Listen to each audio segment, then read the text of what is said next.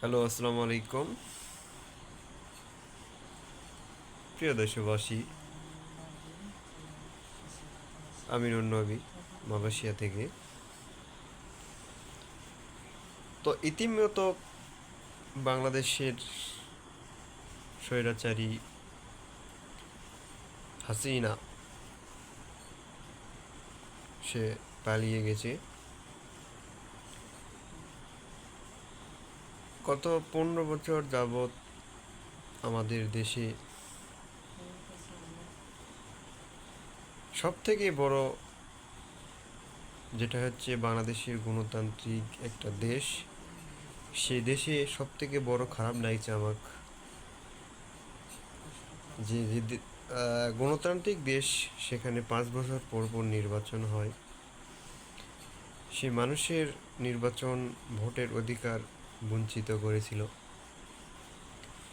এবং বিরোধী দল বিএনপি, জামাত এবং বিভিন্ন দল যেগুলি আছে তাদের মিথ্যা মামলা হামলা দিয়ে বাড়িঘর ছেড়ে অনেকে প্রবাসে পাড়ি জমাইছে এবং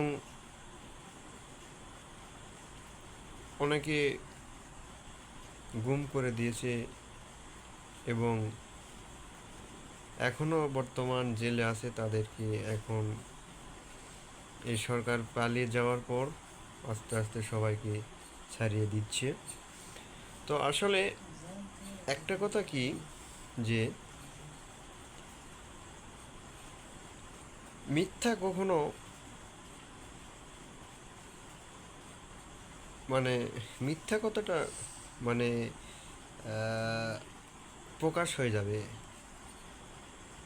যেমন হাসিনা মিথ্যার উপর টিকিয়েছিল।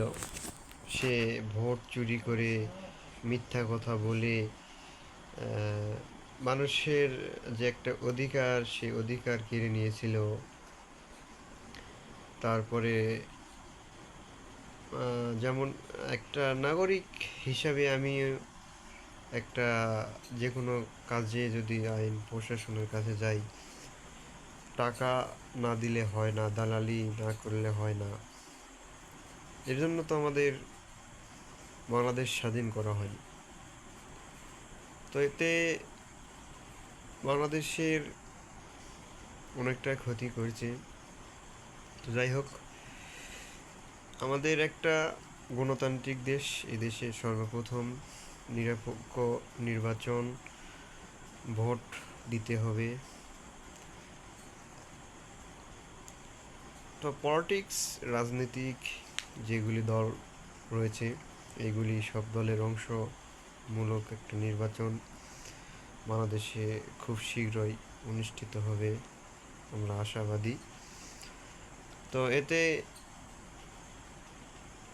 যে আমাকে ইতিমধ্যে অনেকে ইনভাইট করেছে যে নুননবী ভাই দেশে থাকলে অনেক ভালো হয়তো, বা অনেকে বলছে যে দেশে চলে আসো। তো দেখেন ভাই, দেশে এখন তো গেলে হবে না। এখন আমি আমার যে বাড়ির যে একটা ঋণগ্রস্ত করে আসছি, এই ঋণ তো না শোধ করলে বাড়িতে যেয়ে তো লাভ নেই। আর বিশেষ করে আপনারা যারা বিএনপি বা জামাত বা আরও অন্যান্য যেগুলি দল আছে, এগুলি সব দল, এই বিরোধী দল যে আওয়ামী লীগ আছে, এদের সাথে ভালো ব্যবহার করে এরা। আপনারা যেন আওয়ামী লীগের মতন ব্যবহার করবেন না। আওয়ামী লীগেরা যে ব্যবহার করেছে ওদের মতন কিন্তু ব্যবহার করলে আপনারাও কিন্তু আওয়ামী লীগ হয়ে যাবে। ওরা যদি খারাপ হয়, ওরা যদি সন্ত্রাসী হয়, চাঁদাবাজি হয়, ওদের সাথে বিএনপি জামাত চাঁদাবাজি করবে না, ওদের সাথে ভদ্রতা ব্যবহার করবে। এবং যারা অপরাধ করবে বা অপরাধ করছে, এদেরকেও ছাড় দেওয়ার কোনো নেই। এদেরকে আইনের আওতায় এনে দিবেন। তো আরেকটা কথা, বাংলাদেশের যে অর্থ পাচার হয়ে গেছে গত 15 বছর যাবৎ, যে হাসিনা সরকার ক্ষমতায় ছিল,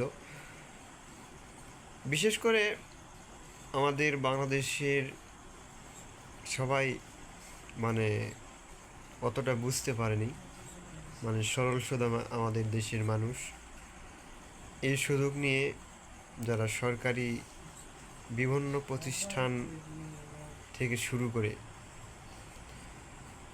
সবাই অনেক অর্থ মানে সাধারণ মানুষের থেকে লুটপাট করে নিয়েছে।